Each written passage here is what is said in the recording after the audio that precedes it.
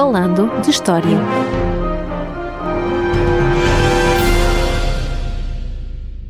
Olá a todos e bem-vindos ao episódio 97 do nosso podcast Falando de História. Eu sou Roger Lee Jesus e comigo está, como sempre, Paulo M. Dias. Olá! E uma breve nota antes de avançarmos também com o episódio. Pedimos desculpa pela diferença do ponto de vista áudio, do ponto de vista técnico, mas tivemos aqui alguns problemas e por isso, da minha parte, a gravação estará um pouco diferente do que costuma ser. E antes de começarmos este nosso episódio, primeiro aproveitamos para agradecer aos patronos que contribuem para a manutenção do nosso podcast e, aliás, se não fossem eles, nós já cá não estávamos.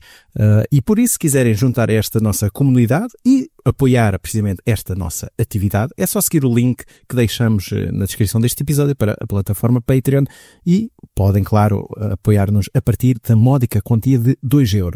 Mas vamos ao que nos interessa e ao que levou os nossos ouvintes a carregarem no Play, que é este nosso episódio 97, porque hoje vamos recuar até inícios do século XIII, onde vamos visitar um país vizinho, a França, para falar de uma cruzada bastante curiosa, digamos assim, porque foi dirigida não contra um qualquer potentado islâmico, mas antes contra cristãos, tido pelo Papa como hereges, ou seja, completamente errados na fé cristã.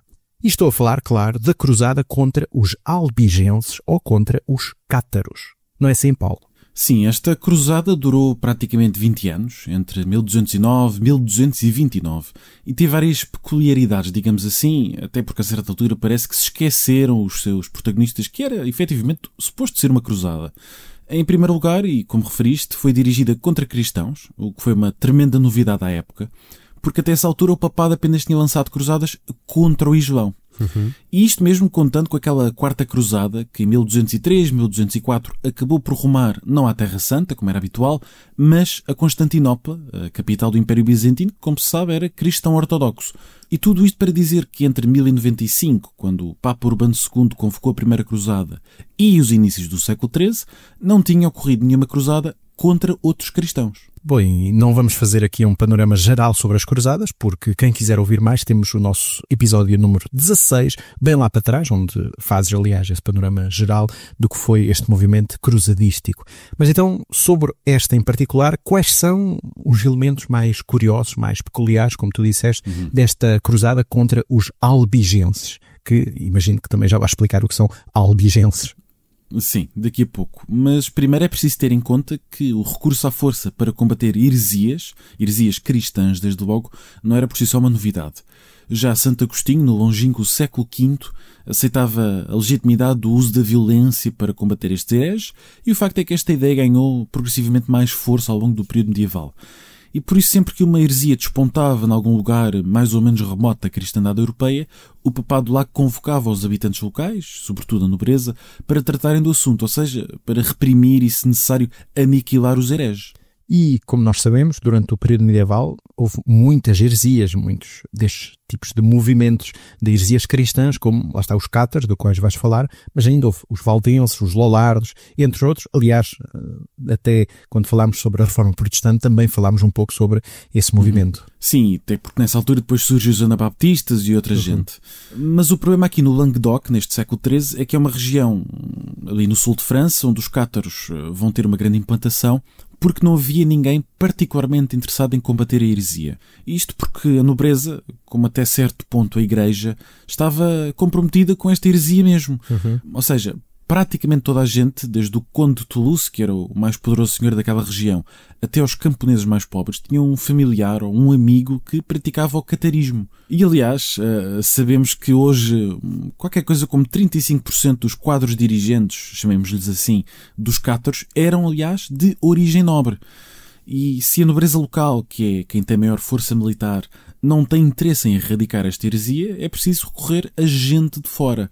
E aí encontramos estas duas grandes particularidades do combate aos cátaros. Não só é a primeira vez que uma heresia cristã é combatida por gente que vem de fora da região onde ela ocorre, como é também a primeira vez que esses homens armados vão receber os mesmos benefícios espirituais que estavam normalmente associados às cruzadas na Terra Santa, e isto desde logo a indulgência plena dos pecados em caso de morte. Portanto, se morressem, ficavam com a consciência limpa e tinham caminho garantido para o céu. Como se percebe, isto aqui temos uma receita para a primeiríssima cruzada contra hereges cristãos. O que é realmente muito peculiar, muito curioso nesta cruzada. Mas então é preciso aqui definir e esclarecer, sobretudo os nossos ouvintes, o que é esta heresia do catarismo, o que são os cátaros. Dito de forma simples, o catarismo é uma seita cristã, com origens nos Balcãs, indo buscar elementos de seitas anteriores, claro, como era habitual, e neste caso vão buscar algumas ideias da igreja de Bogomil, que se popularizou no Império Bizantino, particularmente nas regiões da Macedónia e da Bulgária, nos inícios do século XI. Aliás, a palavra cátaro vem de outra palavra, neste caso grega, que é kataros, que significa limpo ou puro. Um sinal não só destas origens geográficas da heresia, mas também de uma fixação muito particular no conceito de pureza. Sabemos que os cátaros viriam a ser conhecidos no Ocidente como albigenses, ou seja, eram oriundos da cidade de Albi, no sul de França, mas este nome não é inteiramente correto, porque desde logo havia muito mais membros desta heresia noutras cidades do sul de França, como Carcassonne, por exemplo, do que propriamente em Albi. E o mais provável é que o termo albigense se tenha popularizado porque a cruzada foi, inicialmente, lançada contra Rogério de Trencavel, que era, precisamente, senhor de Albi. Mas, seja como for, hoje em dia podemos usar os dois termos, cátaro e albigense, como sinónimos. Estamos a falar da mesma coisa. Portanto, na realidade, quando nós dizemos vai-te catar, não é um insulto, é vai-te purificar. Sim, pode ser entendido dessa forma, embora eu acho que geralmente não é assim que as pessoas o entendem. Também penso que não. Vai-te catar, ei. Vai-te catar. Eu já cansei. Vai-te catar, ei. Vai-te catar. Eu sei de você, eu já cansei. Vai-te catar. Mas, afinal de contas, em que é que acreditavam os cátaros? Essencialmente, os cátaros eram dualistas, ou seja, acreditavam na existência de dois deuses. De um lado, tínhamos o deus mau, que era identificado como o deus do Antigo Testamento, e podia ser Lúcifer ou o pai de Lúcifer. Como contraponto, tínhamos, evidentemente, o deus bom, e os dois em conjunto criaram o nosso planeta. Mas se o primeiro criou tudo o que era material, os corpos humanos incluídos, fazendo-os, neste caso, coisas corrompidas, sujas, impuras, o segundo tentou purificá-los ao criar as almas e também criou tudo o resto que fosse espiritual. É certo que os cátaros não foram inovadores, existiam outras seitas dualistas muito anteriores, mas foram únicos por esta fixação extrema nesta ideia de pureza, de limpeza. Aliás, consideravam o corpo humano tão impuro que eram contra todo e qualquer tipo de reprodução, fosse humana ou não. Por isso, não só os homens e mulheres tinham de residir em comunidades separadas, para evitar qualquer marotice, como eram vegetarianos. Isto porque, caso comessem um animal, estariam a sujar a alma, pois os animais, obviamente, também se reproduzem. Na verdade, comiam peixe, além de vegetais, mas isso era porque na altura não se sabia ao certo como é que os peixes se reproduziam.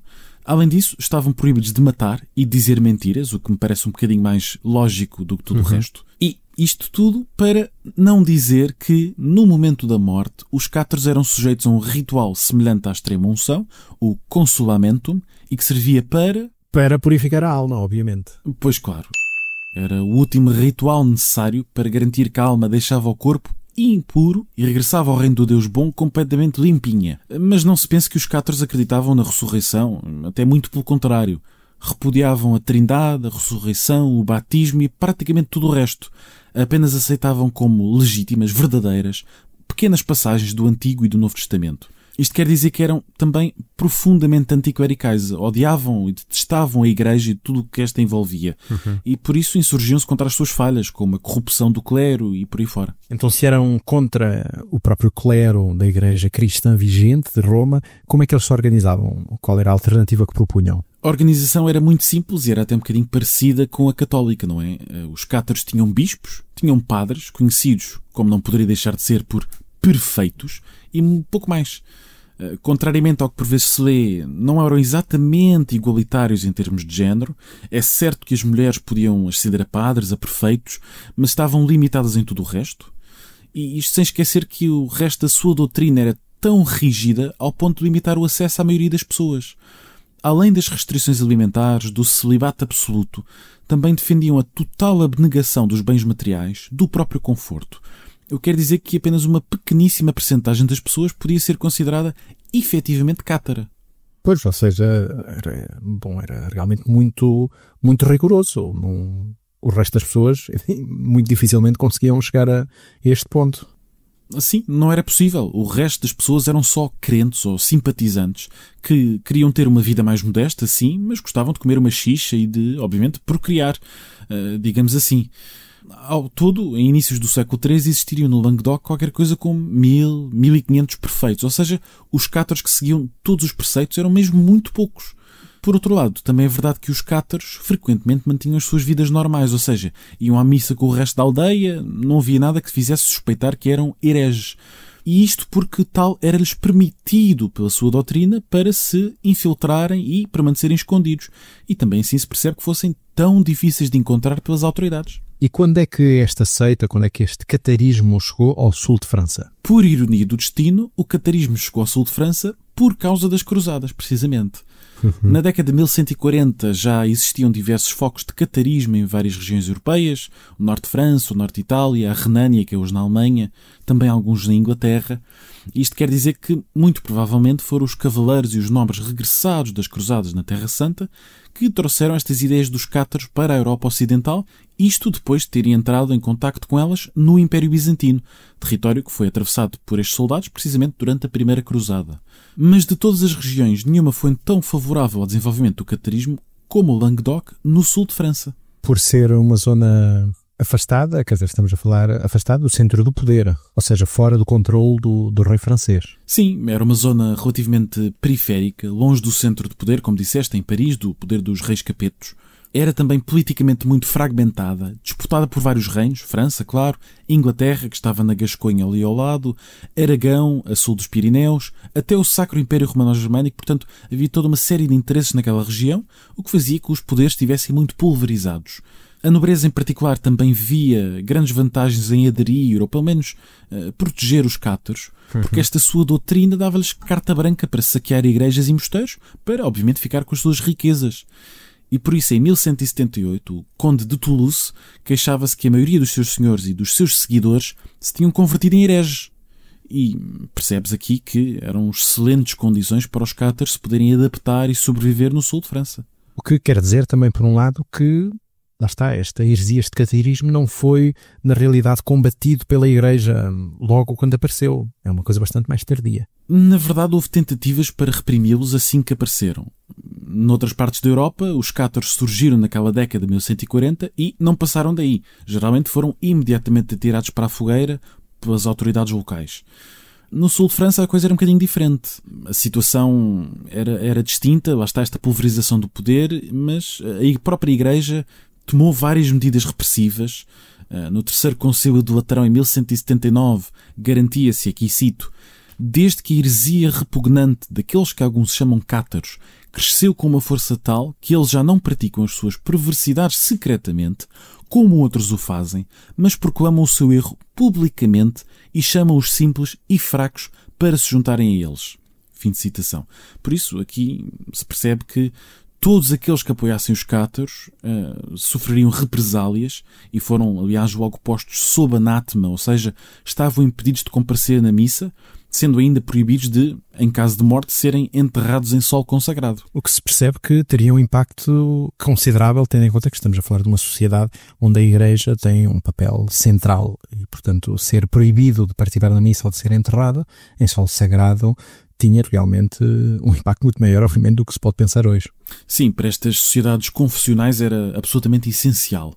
Mas 2 anos mais tarde, depois deste concílio, em 1181, um legado do Papa liderou mesmo uma breve campanha militar no Languedoc, mas sem grandes resultados. E por fim, em 1184, foi estabelecida na região a Inquisição medieval, que é distinta da que virá a ser criada no período moderno. E foi também ordenado nessa altura que a jurisdição eclesiástica se devia sobrepor, nos casos de heresia, à lei civil em todos os casos. Mas convém não esquecer que o Papa pode proclamar o que bem entender, mas se nem a nobreza nem o clero local podem ou querem aplicar as suas ordens no terreno, não havia grande forma de resolver o problema. Pois realmente faz algum sentido. E aliás, como disseste, a nobreza em particular estava até bastante envolvida nesta seita, quer dizer, tolerava a sua existência. E no meio disto tudo, quando é que acaba por ser então proclamada esta cruzada contra os albigenses, contra os cátaros? Tudo mudou com a ascensão de um Papa muito particular, o Papa Inocêncio III, em 1198, desde logo porque foi muito mais enérgico nestas tentativas de reforma do clero do Languedoc, destituiu vários bispos, por considerá-los, aliás, incapazes de conter a ameaça de heresia, e excomungando os nobres que considerava cúmplices dos cátaros. Além disso, enviou também vários pregadores ao sul de França, esperando reconverter os hereges, mas aqui também sem grande sucesso. E claramente começou muito rapidamente a perceber que mais tarde ou mais cedo era mesmo necessário recorrer à força das armas. Em 1204 vai urgir o rei de França a lidar com os cátaros que viviam no seu reino, mas Filipe Augusto estava demasiado ocupado a lutar contra a Inglaterra, portanto nada feito, e foi então preciso esperar até o dia 14 de janeiro de 1208, dia em que um vassalo do conde de Toulouse, precisamente, no sul de França, que tinha sido excomungado pouco tempo antes, assassinou o legado papal no Languedoc. O que caiu muito mal ao Papa, não? Assim, foi a gota d'água para Inocêncio III, que rapidamente começou a pregar a cruzada contra o conde de Toulouse, contra todos os habitantes da cidade e do condado, que considerava hereges sem hipótese de salvação. A linguagem então utilizada para exortar os senhores e cavaleiros franceses a perseguir os cátaros é, aliás, bastante reveladora, e aproveito para citar: ataquem os seguidores da heresia com ainda mais bravura do que atacariam os sarracenos, visto que eles são mais malévolos, com um pulso forte e com um braço estendido. Fim de citação. Ou seja, os hereges são considerados mais perigosos que os próprios muçulmanos. E assim se começa a perceber por que razão a cruzada contra os albigenses foi tão pródiga em massacres. E isso quer dizer que funcionou. Portanto, esta retórica próximo da nobreza francesa acabou por funcionar e por incentivar a própria cruzada. Sim, sem dúvida alguma. Para os senhores e cavaleiros do norte de França, o Languedoc era uma terra de oportunidade. Ali podiam obter riquezas, terras, isto sem se falar já das recompensas espirituais prometidas por Inocêncio III, como as indulgências plenárias. Os mais pobres também acabavam atraídos por estas recompensas, não é? E por isso juntavam-se aos magotes prontos a participar na cruzada. E, afinal de contas, era muito mais fácil ir do norte de França ao Languedoc do que até à Terra Santa. Era bem mais pertinho. E por isso não tardou muito até que o conde de Toulouse, Raimundo VI, se tenha percebido que estava em causa o seu poder, as suas terras e até a própria vida. Acabou por submeter-se ao legado do Papa numa cerimónia pública, humilhante, em que foi mesmo açoitado publicamente pelos seus pecados. Mas também, nessa altura, foi perdoado pela excomunhão, tomou a cruz para aderir a esta cruzada, embora depois não tenha eventualmente participado. Mas tudo isto era muito pouco e já demasiado tarde. A nobreza do norte de França estava decididíssima a dividir o seu condado, o que, naturalmente, levaria a longos anos de conflitos políticos e militares no Languedoc.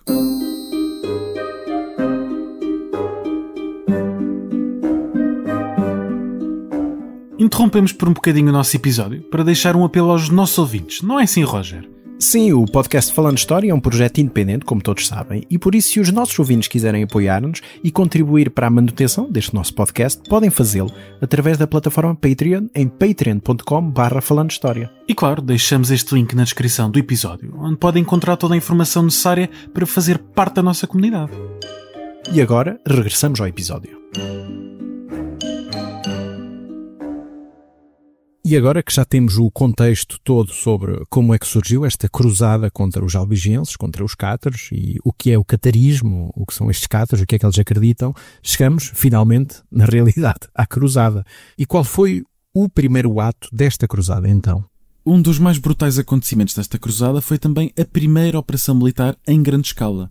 Em Lyon foi reunido um grande exército que andaria ali entre os 10.000 ou os 20.000 homens, incluindo voluntários do norte de França, de Inglaterra, dos territórios das atuais Alemanha, Áustria.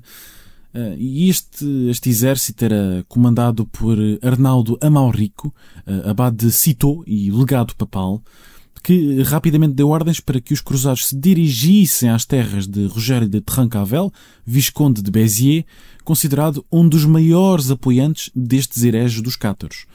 A cidade de Béziers, onde estavam refugiados, aliás, muitos cátaros, foi o primeiro alvo deste exército cruzado e, após um brevíssimo cerco, foi tomada de assalto a 22 de julho de 1209. Inicialmente, os cruzados, obviamente, não sabiam bem o que fazer. Na confusão dos combates não conseguiam distinguir entre católicos e cátaros, não tinham exatamente um sinal na testa a dizer sou um cátaro. Claro, mata-me. Exato, abatam-me, se faz favor.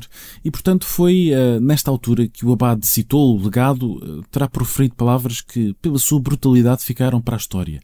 E aqui cito: matem-nos a todos, Deus saberá quais são os seus. Fim de citação.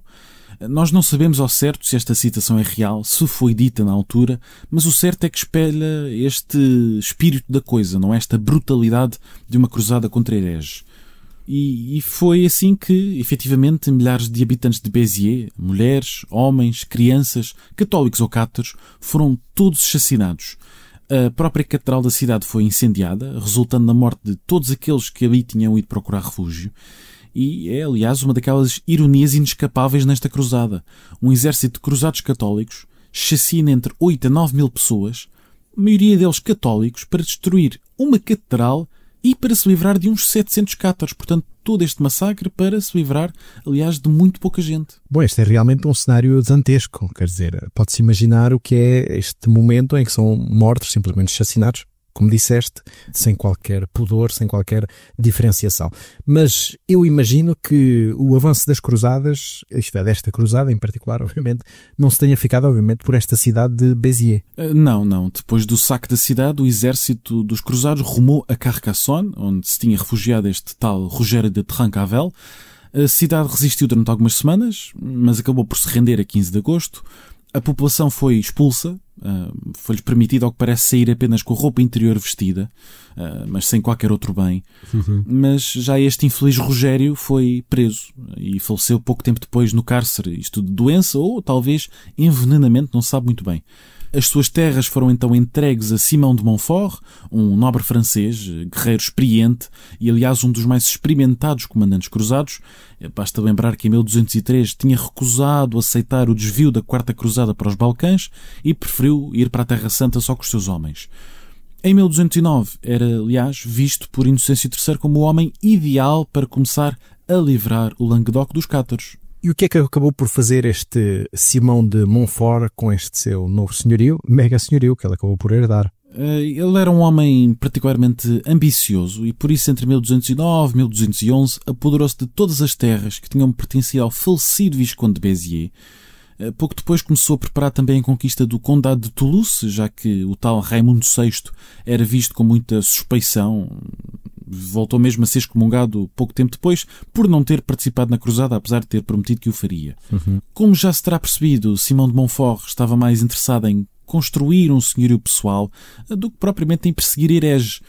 Sabemos que tomou numerosos castelos onde não vivia um único cátaro, mas deixou incólumes outros onde a população cátara era muito significativa. Mas claro, sempre que estes lhe caíam nas mãos, mandava executá-los, como fez em Laveur, em maio de 1211, onde mais de 300 perfeitos, portanto os cátaros por direito, os cátaros completos, digamos assim, foram queimados na fogueira. Infelizmente para Simão de Montfort, os seus recursos não estavam exatamente ao mesmo nível que estas ambições muito altivas. Mas isso em que medida? Ele não tinha meios para conquistar estes territórios que ele tinha acabado de conquistar? É preciso ter em conta que a guerra no período medieval era sazonal, ou seja, havia uma tendência para apenas avançar campanhas na primavera, no verão, quando o tempo estava bom. Durante essa altura, os cruzados serviam durante 40 dias e, terminado o prazo, regressavam a casa. Deixavam Simão de Montfort sozinho com os seus homens, o que quer dizer que muitas vezes as conquistas feitas na primavera eram perdidas no outono. Os combates eram quase constantes e entre 1209 e 1218 Simão participou em 39 cercos, que é um número extraordinário. Realmente. Os seus métodos eram de resto particularmente brutais. Não hesitava em massacrar ou mutilar os adversários, quer combatentes, quer inocentes, quer civis. No castelo de Bram, por exemplo, mandou cortar os narizes e cegar os defensores. Deixou apenas um deles com um olho, para que, claro, pudesse guiar os demais e para que depois estes homens fossem naturalmente um encargo para as comunidades em seu torno. Além de tudo isso, Simão de Montfort esteve sempre com falta de dinheiro para pagar aos seus homens. Os rendimentos das novas terras não chegavam, o dinheiro prometido para a igreja tardava em chegar e, como se percebe, estavam aqui reunidas as condições praticamente ideais para um conflito longo, brutal e, não por acaso, prolongou-se durante quase 20 anos. Mas isso quer dizer que ele conseguiu conquistar todo o condado de Toulouse, que era, na realidade, aquele que estava em questão lá atrás, como disseste. Eventualmente sim, ele haveria de conquistar o condado de Tuine, mas depois acabaria por ser o condado de Toulouse. Não, é verdade, conquistou mais tarde ou mais cedo, mas foi só pouca dura. A sua ambição era tal que foi mesmo desautorizado pelo Papa Inocêncio III, que, convém lembrar, deu início à cruzada. Em 1213 este Papa ordenou a devolução de alguns castelos que tinham sido capturados a vassalos do rei de Aragão, mas Montfort recusou simplesmente a fazê-lo. Por isso o seu senhorio foi invadido pelos aragoneses, que contudo foi travar na Batalha de Muret, 12 de setembro de 1213. Aí as suas tropas foram capazes de vencer e matar o rei de Aragão, que, claro, também morreu, e capturou o seu herdeiro. E o seu pronto. E capturaram o seu herdeiro, e isto pôs, obviamente, um fim definitivo às ameaças vindas do sul dos Pirineus. Por ironia do destino, uma vez mais, o cruzado Simão de Montfort vai matar um outro cruzado, o rei de Aragão, que em 1212 fora um dos vencedores da célebre batalha das Naves de Tolosa contra os almohadas na Península Ibérica. O que realmente não deixa de ser bastante irónico, uma vez que Simão de Montfort estava realmente muito mais interessado em expandir o seu próprio poder, os seus próprios interesses económicos, do que na realidade perseguir os inimigos da cristandade, ou seja, de ser efetivamente um cruzado. Ora, nem mais.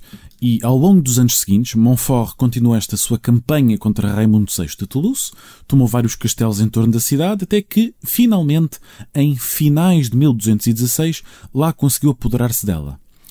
Simão de Montfort estava nesta altura no auge do seu poder. Em 1215 já tinha sido reconhecido como senhor do Languedoc pelo próprio rei, por Filipe Augusto de França, que era um passo muito importante para garantir a manutenção permanente daquela zona. Mas foi também nesta altura que o caso começou a mudar de feição. Os apoiantes de Raimundo VI não tinham os mesmos problemas de falta de dinheiro ou de soldados sofridos por Montfort e, além disso, conheciam melhor o território, estavam a jogar em casa, digamos assim. Por isso, renovaram a resistência e, em 1217, reconquistaram mesmo Toulouse. Frustrado pela perda da cidade, que tanto tempo demorara a conquistar, Simão de Montfort tomou uma decisão que acabaria por ser fatal. E qual foi? Decidiu cercar novamente Toulouse, que ainda assim resistiu durante 9 meses, o que é bastante impressionante e também revelador do quão fartos os habitantes da cidade estavam destes invasores do norte de França. Até que, por fim, a 25 de agosto, um engenho de cerco colocado nas muralhas da cidade, uma espécie de catapulta, possivelmente até um trabuco, operado, curiosamente, por mulheres, disparou uma pedra que atingiu Simão de Montfort em cheio na cabeça. O resultado está à vista de todos. A pedrada foi fatal, desfez-lhe o crânio ao ponto de ficar irreconhecível. Era o fim deste cruzado, que, como vimos, de cruzado tinha até muito pouco, e o que restava dos seus territórios foram então herdados pelo seu filho, Amalrico de Montfort, mas este não era um comandante tão capaz ou eficaz como o pai. O ressurgimento da resistência no Languedoc levou o novo Papa, Honório III, a renovar as indulgências plenárias e apelar também ao herdeiro do trono francês, o futuro Luís VIII de França, que foi mesmo liderar um exército rumo ao sul do seu reino. E o que é que aconteceu neste caso com o Delfim de França, com o herdeiro do trono, no sul de França? Como seria de esperar, foi cercar Toulouse. Esperava subjugar o conde rebelde, o tal Raimundo VI. No entanto, a cidade voltou uma vez mais a resistir, obrigando à retirada dos cruzados, mas isto despertou o interesse deste herdeiro do trono de França pela zona sul do seu reino e também criou-lhe uma sede de vingança, digamos assim.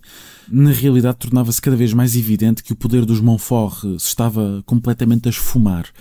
E, de facto, quando chegamos a 1222, já todo o território do Condado de Toulouse tinha sido praticamente reconquistado pelo seu antigo dono. Mas o interesse da coroa francesa pelo sul do reino, demonstrado muito claramente na campanha que referi, viria agora a revelar-se fatal, quer para os Montfort, quer para a Casa de Toulouse. E porquê? O que é que aconteceu que fosse tão fatal para a Casa de Montfort? Quer dizer, não é que eles merecessem ser poupados, não é? Mas Sim, sem dúvida. E isto quer dizer que, enquanto Filipe Augusto de França teve pouco interesse no sul do seu reino, o seu filho, que foi coroado Luís VIII em 1223, foi o exato oposto. A campanha liderada em 1219 tinha revelado as potencialidades económicas e políticas daquele território, por isso o novo rei rapidamente começou a preparar a sua anexação. E foi precisamente isso que fez, por intermédio de uma série de campanhas particularmente brutais, também aqui não faltaram massacres, entre 1227 e 1228. O Tratado de Paris, assinado um ano depois, a 12 de abril de 1229, pôs um ponto final à cruzada contra os albigenses, já que garantiu que, doravante, o Languedoc faria parte dos territórios da coroa francesa. Raimundo VII, que tinha sucedido ao pai, do mesmo nome, claro, alguns anos antes, pôde manter algumas partes do seu território, mas, obviamente, não a importante cidade de Toulouse, que passou para a coroa francesa. Já os Montfort acabaram completamente expulsos da região e os seus destinos viriam, aliás, a estar ligados ao condado de Leicester, em Inglaterra, ao longo das décadas seguintes, mas isso é uma história para outra altura. E estamos aqui fartos de falar de campanhas militares, do Languedoc e tudo mais, mas no meio disto tudo, onde é que estão os cátaros? Porque, na realidade, eles é que foram a razão da cruzada e não faço a mínima ideia em que ponto é que estamos relativamente a esta heresia. Bom, como vimos, foram sendo massacrados durante as campanhas de Simão de Montfort, embora nem sempre de forma sequencial, não é? Deixava castelos incólumes onde viviam muitos cátaros, e durante a década de 1220, o enfraquecimento do poder, quer dos Montfort, quer do próprio reino de França ali no sul, permitiu um reflorescimento do catarismo depois destes primeiros anos bastante brutais da cruzada. No entanto, a partir de 1229, com a coroa francesa apoiada pelo Papa a controlar melhor aquela região, decidiu-se que já não era a guerra ou a cruzada que iria tratar do problema dos cátaros, mas a Inquisição, que ficou nesta altura a cargo dos dominicanos, da Ordem de São Domingos. Os inquisidores tinham poderes extraordinários, muito repressivos, podiam prender e torturar os acusados de heresia e depois entregá-los às autoridades civis para serem, claro, queimados na fogueira. E por isso eram obviamente muito impopulares. Não por acaso, em 1242, o líder da Inquisição do Languedoc, Guilherme Arnaldo, foi apanhado numa emboscada e assassinado pela guarnição do castelo de Montségur, onde a população era maioritariamente cátara, e em resposta o castelo foi cercado por tropas reais durante 2 anos. Um cerco particularmente longo. Finalmente, em 1244, a fortaleza foi tomada de assalto e as 361 pessoas ali encontradas foram queimadas vivas, incluindo mulheres e crianças, no pátio do próprio castelo. Bom, isto é, na realidade, mais uma atrocidade entre tantas outras que já falámos neste episódio. Sim, é verdade, e eu falei apenas de algumas, muitas mais existiram. A cruzada contra os albigenses terminou então oficialmente em 1229, mas a repressão prolongou-se durante perto de um século, com numerosos massacres a ocorrerem durante as décadas de 1240, 1250, até que, por volta de 1330, portanto já no século XIV, não existia propriamente um culto cátaro organizado ali no Languedoc, tal tinha sido esta repressão sistemática. E não por acaso, aqui um à parte, no livro O Nome da Rosa, de Humberto Eco, um dos protagonistas é Bernardo Gui, que é uma personagem ficcionalizada de um inquisidor com o mesmo nome, que serviu precisamente no Languedoc em inícios do século XIV. If only I could find the book and prove that Bernardo Gui was wrong. But the Antichrist was victorious once more, and nothing seemed to be able to hinder him further. A ficção, neste caso feita por um historiador, como disse, Humberto Eco, a acompanhar de muito perto os horrores da vida real. Bom, foi realmente uma viagem bastante grande, quer dizer, temporalmente bastante curta, não é? Porque este fenómeno, como disseste, são basicamente 30 anos, nos inícios do século XIII, muito intenso no sul de França, para perseguir e realmente extinguir esta heresia cátara, e que deixou realmente uma memória não só regional, como depois na própria história da Europa, não só do ponto de vista religioso, mas também institucional, como por exemplo a Inquisição, que foi inaugurada aí, que depois se desenvolveu nos moldes diferentes, como nós também já aqui falamos em vários episódios do podcast sobre a Inquisição do período moderno. Mas para quem quiser saber ainda mais sobre os cátaros e ainda mais sobre as cruzadas, o que é que tu recomendas como leitura, Paulo? Na verdade, eu trago 2 livros que são ambos de especialistas nas cruzadas, de forma muito pouco surpreendente, evidentemente. O primeiro é de Christopher Tierman, A Guerra de Deus, uma nova história das cruzadas, publicado pela Aletheia em 2009. e é um livro muito volumoso, digamos assim. Já tem uns anos, mas continua muito atual. Tem cerca de 30, 40 páginas sobre os cátaros, sobre as origens desta heresia, sobre o seu combate, a perseguição. Portanto, uma leitura muito completa. E depois, um livro de Jonathan Phillips, Guerreiros Sagrados, uma história moderna das Cruzadas, publicado pela Desassossego em 2023, e que tem umas páginas mais curtas, também mais concisas, sobre esta cruzada propriamente dita contra os cátaros e as ambições de Simão de Montfort. São duas leituras que considerei complementares e que utilizei para fazer este guião, portanto, recomendo-as aos nossos ouvintes. E pronto, é tudo neste nosso episódio 97 do podcast Falando História. Já sabem que se nos quiserem contactar, o nosso e-mail está sempre aberto em falandohistoriapodcast@gmail.com. E como sempre, a edição de áudio é de Marco António. Vemo-nos para a semana. Até à próxima. Até à próxima. Falando de História.